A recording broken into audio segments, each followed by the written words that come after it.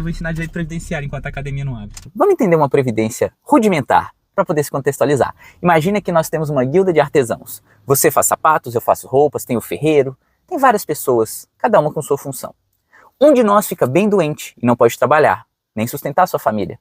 Então, todos os outros artesãos, compadecidos com a situação, juntam e levam comida, umas moedinhas que sobraram. Quem pode mais, ajuda mais. Quem não pode tanto, ajuda com o que pode. E toda vez que um de nós artesãos tem algum problema dessa natureza e não pode trabalhar, todo mundo ajuda. Chega no ponto que a guilda está tão grande que a gente chega ao ponto de ter a ideia de, poxa, vamos organizar uma caixinha? E aí sempre que alguém precisar, tem uma reserva, porque vai que alguém adoece e não tem uma reserva. Um de nós é escolhido para gerenciar essa caixinha e pronto. Sempre que alguém não pode trabalhar por doença ou por algum outro motivo qualquer e não consegue mais prover seu sustento, a caixinha a qual todos nós contribuímos todo mês está ali para socorrer. Essa ideia é muito interessante porque, para que a gente possa se socorrer da caixinha quando necessário, é necessário que todo mês a gente contribua. Então esse é um aspecto importante da Previdência, que o diferencia da assistência. Na Previdência, para eu poder estar segurado, eu tenho que contribuir. A gente pode pensar como um seguro de carro. Deus livre e guarde, eu nunca quero bater o carro. Mas, se ocorrer um acidente, eu paguei antes do acidente, previamente, eu paguei, eu contribuí para o seguro. E aí, se vier a ocorrer o acidente, o seguro vai custear pelo menos uma boa parte do dano. Então essa é a ideia da Previdência. E é por isso, por exemplo, que a gente chama o INSS de um Instituto Nacional de Seguridade Social. Ele garante, ele assegura que você tenha ele garante que você tenha uma dignidade social. Motos, muitas motos. E Deus livre e guarde se esse motociclista cair, se machucar e não poder trabalhar e prover para sua família. Se ele contribuir para uma previdência, ele vai estar segurado. Não vai ser, provavelmente, a mesma renda que ele receberia no seu trabalho, mas é uma renda para manter minimamente seguro a sua família e seu sustento. A segunda parte é bem interessante, porque nós temos que entender que a nossa previdência ela pode ser dividida em 3 subtipos. Como assim? Existem os segurados, que a gente chama do regime geral. É a pessoa que trabalha na iniciativa privada. Por exemplo, eu tenho carteira assinada na faculdade que eu leciono. Então eu estou nesse regime geral, a iniciativa privada, carteira assinada. Como advogado, se eu quiser, por ser autônomo, também posso contribuir para o INSS. Porque o autônomo, iniciativa privada, também está sob o regime geral. Lembrando que eu sou segurado obrigatório. Tanto como empregado eu tenho que contribuir e contribuo, como autônomo também tenho que contribuir para a Previdência. Vai que um dos outros profissionais ou eu mesmo ficamos doentes. Então eu sou obrigado a contribuir para a caixinha. Lembra da caixinha da Guilda dos Artesãos? É a mesma coisa, só que enorme e gigante e do país todo. Então nós somos os segurados que estão sob o regime geral, RGPS, Regime Geral da Previdência Social. Se você é autônomo, se você é contribuinte individual, como assim, André? Bom, eu sou uma pessoa que todo mês vou lá, gero a guia do INSS e contribuo. Contribuinte individual. Mesmo que eu não tenha um patrão para contribuir para mim, eu estou contribuindo. Essa é a forma mais comum do autônomo. Ah, André, eu sou empresário. Pô, tu é empresário? É, eu tenho MEI. Pô, massa. A gente tem que, na aula de direito de empresa, entender que talvez chamar-se de empresário sendo MEI não é o ideal. Mas você tem um CNPJ e atua, pode fazer várias coisas que empresário faz, de fato. Mas ok, você tem esse seu empreendimento. E você paga mais ou menos R$70 todo mês para ter o seu MEI, microempreendedor individual. E sabe o que é legal? Com essa contribuição você está assegurado sim, você está na caixinha da Guilda dos Artesãos, pelo regime geral. Só que você contribui todo mês ali, você gera a sua guia, na forma de MEI. Então você vê qual que é a semelhança entre o empregado, o MEI, o autônomo, aquele cara que trabalha no porto, né? E é contratado, ó, tá vindo uma carga nova aqui, tá vindo um navio enorme para descarregar, você vai ficar 6 dias descarregando ele. E ele é contratado daqueles 6 dias, recebe, tem um órgão lá que gerencia a mão de obra. Tudo é iniciativa privada. Regime Geral da Previdência Social, INSS. Tudo bem? INSS. Ah, mas eu falei que tinha mais 2, de um total de 3. Esse é o principal, tá, gente? Esse é o maiorzão. É o Regime Geral da Previdência Social. O segundo é o regime próprio de Previdência Social, que se aplica aos servidores públicos. Imagina que maravilha! Você passou no concurso e não precisa preocupar em ser demitido, a menos que faça uma atrapalhada bem grande.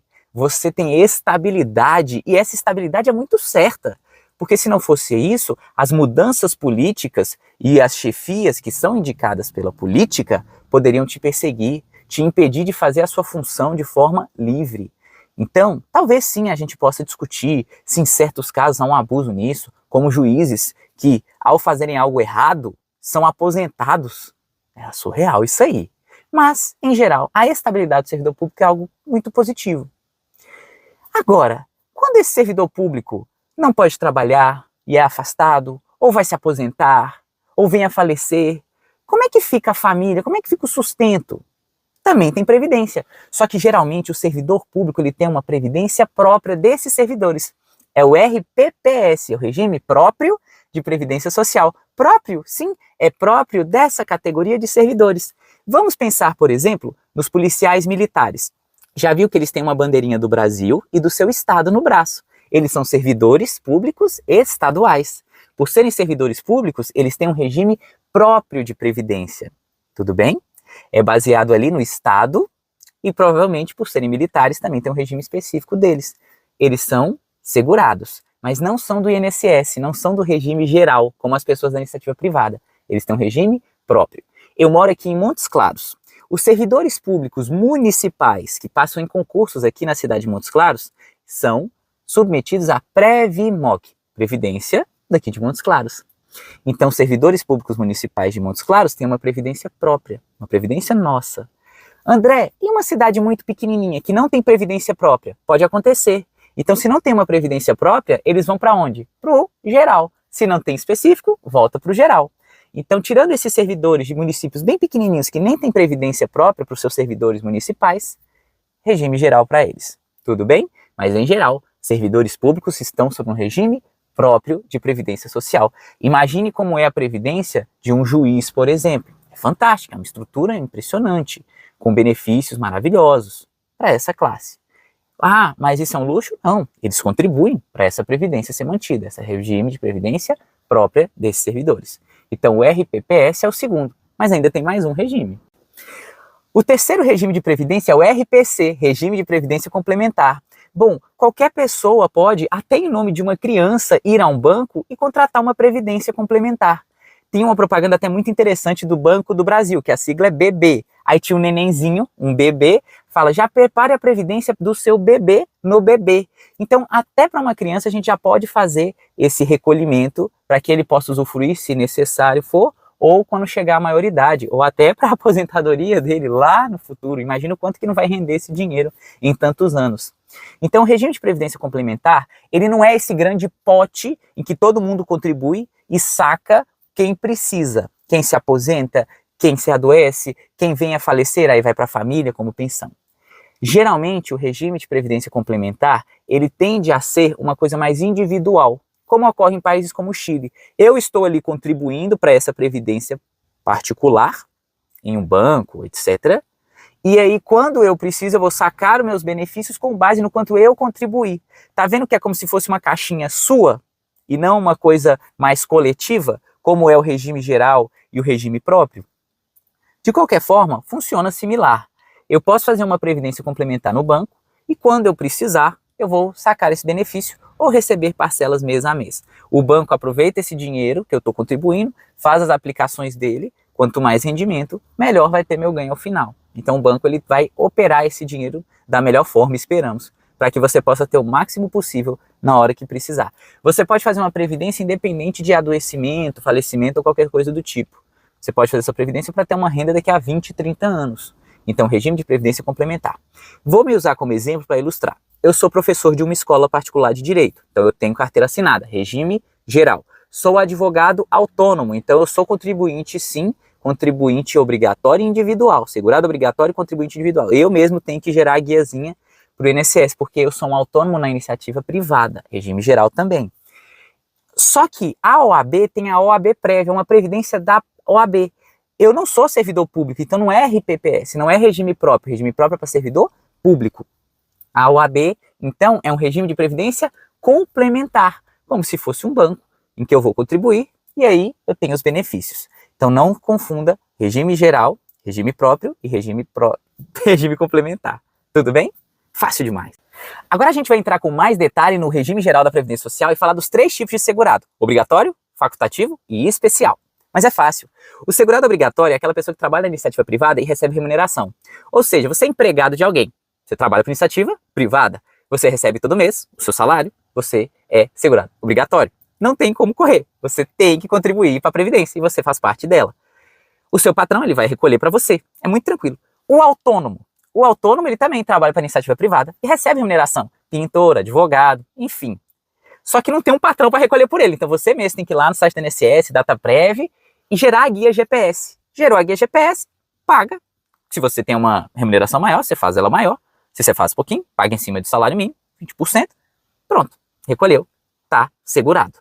Lembrando que para eu estar gozando do benefício da Previdência, eu tenho que estar em dia com as contribuições. Tem uma folguinha, um período de graça, mesmo se você parar de contribuir, que a gente vai falar sobre ele, mas, em regra geral, você precisa estar contribuindo para estar segurado. Se eu não pago o seguro do carro e veio um acidente, eu não tenho como pedir para a seguradora me ajudar com o pagamento das despesas. Beleza. Então, qualquer tipo de trabalhador da iniciativa privada, principalmente urbana, tá? Que recebe remuneração, ele é contribuinte obrigatório, ele é segurado obrigatório, ele tem que contribuir. Ah, André, mas é órgão gestor de mão de obra. Por exemplo, você está lá no porto, fica lá esperando. Chegou o navio, vem o órgão gestor de mão de obra e fala, ó, vocês vão descarregar esse navio, vão ficar 10 dias trabalhando, eu vou pagar o salário e todos os benefícios junto que iriam por esses 10 dias de trabalho. Eles mesmos fazem o recolhimento do INSS. Então não importa, você trabalha na iniciativa privada, você está no regime geral, você é segurado obrigatório. Segundo tipo, segurado facultativo. Imagina o síndico voluntário do seu condomínio, a dona de casa, o estudante de concurso, por exemplo, o trabalhador que faz obras voluntárias, trabalhador voluntário. Eles trabalham e o trabalho deles é importante. Ser concurseiro é trabalho, muito trabalho. Só que não tem remuneração. Então eles são obrigados a serem segurados, a contribuírem? Não. Eles são o que a gente chama de segurados facultativos, é opcional. Se uma dona de casa quiser, ela pode contribuir. Se vier a faltar a ela a capacidade de trabalhar, quer seja transitoriamente por um tempo ou permanentemente, ela pode pedir o benefício. E qual que é o último? O último é o segurado especial. E esse merece um bloco só para ele. Agora, aqueles trabalhadores do regime geral que são segurados especiais, normalmente são aqueles com atuação extrativista. Por exemplo, o seringueiro, que extrai a seiva da árvore para a produção de borracha. Ele não é empregado de uma indústria de borracha, ele não tem como fazer uma contribuição mensal. Existem épocas que o extrativismo é melhor, existem épocas que não dá nada. Ele vive, com base na venda do excedente deste produto que ele colhe. Vamos pensar em outro trabalhador extrativista, o pescador. Pescador, eu ia falar pesqueiro. Pesqueiro é o navio, O pescador, ele vai pescar, ele vai consumir a sua produção para a sua subsistência, ele vende o excedente para a sua subsistência. Existem épocas de pesca e existem épocas que ele é proibido por lei de pescar. Dá para exigir uma contribuição mensal? A colheita, então o trabalhador da agricultura, aquela coisa da subsistência, a agricultura familiar, não dá para exigir desse trabalhador essa contribuição formal mensal. Na verdade, na prática, não dá para exigir contribuição nenhuma. Tanto é que esse segurado especial, esse trabalhador extrativista, ele não precisa contribuir para estar segurado. Exatamente. O trabalhador do regime geral, que é segurado especial, ele não precisa contribuir e ainda assim estará segurado. Se não puder trabalhar, poderá pedir o benefício da incapacidade temporária e durante os meses de sua incapacidade temporária receber uma remuneração com base no salário mínimo. Se ele não contribuiu, a gente usa a base do mínimo. Tem uns deputados e senadores querendo desvincular para que possa haver benefícios pagos até abaixo do salário mínimo. E isso é assustador. Nós temos que discutir a previdência de forma humana. Cortar na carne só do mais pobre é muito fácil. A gente tem que cortar e fazer um sacrifício coletivo. Vamos voltar para o nosso tema, que esse debate é mais para frente. Vocês já viram aquele pessoal segurado especial que vai no INSS para pedir aposentadoria e aí não consegue ter um processo? E aí o juiz pergunta, a senhora trabalhou com o quê? Com milho? Ah, quanto tempo leva para o milho do plantio ficar pronto? O que o juiz está perguntando? O que o juiz quer saber? Se essa pessoa realmente viveu a vida do trabalhador rural e, de fato, pode ser considerado um contribuinte especial e ter a aposentadoria sem a necessidade de contribuição.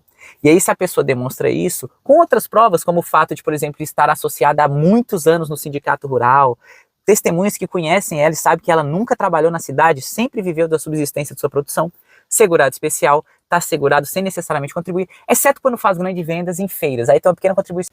A academia ainda não abriu. Então, vamos falar dos benefícios em espécie. Que tipo de benefícios o regime geral me garante? Se eu estou contribuinte, se eu estou segurado, se eu estou com minhas contribuições pagas, eu estou segurado, eu tenho direito a meus benefícios. Lembra da época dos artesãos? Eu só vou sacar meu benefício quando eu precisar. Então, enquanto eu estou ali trabalhando bem, contribuindo, não há que se falar em requerer benefício. É quando ocorre a falta que a gente precisa dele. O mais comum é o benefício por incapacidade temporária, antigo auxílio-doença. Então eu estou ali contribuindo, plá, plá, plá. Se eu tenho pelo menos 12 contribuições e eu venho a adoecer e não posso trabalhar, se eu estou empregado, o meu patrão vai pagar os 15 primeiros dias. Passou daquilo, se o atestado do médico mandou eu ficar afastado mais que 15 dias, todo período a mais vai ser pago pelo INSS. Isso é bom, porque senão o meu patrão ia ter que ficar me custeando, né? E é complicado, porque eu preciso dar lucro para ele, eu preciso trazer, né, o retorno para ele do salário que ele me paga. Beleza. Então o INSS protege o empregado, mas também viabiliza o empregador. Ele sabe que, bom, se a minha empregada ficar grávida, ela vai ter o salário maternidade. Eu não preciso pagar a remuneração naqueles meses. Você paga, mas tem um desconto, enfim, dá certo. Se meu empregado ficar doente, tudo bem, por 15 dias sou eu que pago. Mas passou daquilo, se ele precisar ficar 4 meses, 6 meses, o INSS vai pagar o benefício por incapacidade temporária, antigo auxílio-doença. Então veja que contribuir para a Previdência e estar com tudo regular é bom para o empregado e também bom para o patrão, a longo prazo. Ué, André, mas e o autônomo? Pois é, o autônomo, a gente é contribuinte individual, né? A gente mesmo tem que fazer a guia e recolher. Recolhi, estou tranquilo. Tenho 12 meses de recolhimento, estou segurado, bonitinho, e tenho essa carência mínima de 12 meses, fiquei doente, não posso trabalhar, e imediatamente eu já posso requerer auxílio-doença. Ué, não é com 15 dias? Não, porque como eu sou autônomo, não tenho um patrão para pagar 15 dias, então já no primeiro dia eu já peço. E aí vai.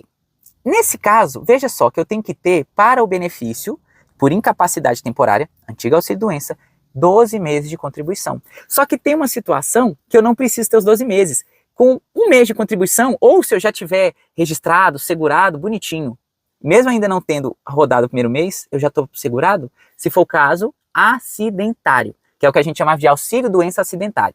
Então, se o cara está ali trabalhando no mercado, primeiro dia dele, cai o pallet, plau, ele machucou no trabalho, veja que essa doença veio de um acidente de trabalho, relacionado ao trabalho, ou no caminho, voltando do trabalho, auxílio-doença acidentário, não tem carência, não precisa ter recolhido 12 meses. Aê! 8 horas, chegou a hora de malhar. Então, pessoal, depois a gente se encontra para falar do benefício por incapacidade permanente e de todo o resto da matéria.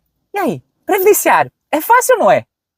Claro, tem muita coisa para aprofundar. Não é uma matéria de graça, facílima. Mas a base, ela faz sentido, ela dá para entender. Então vamos aprender juntos. Da forma simples aqui, no nosso bate-papo, pré-maromba. Mas agora, hora de puxar ferro. Vem comigo!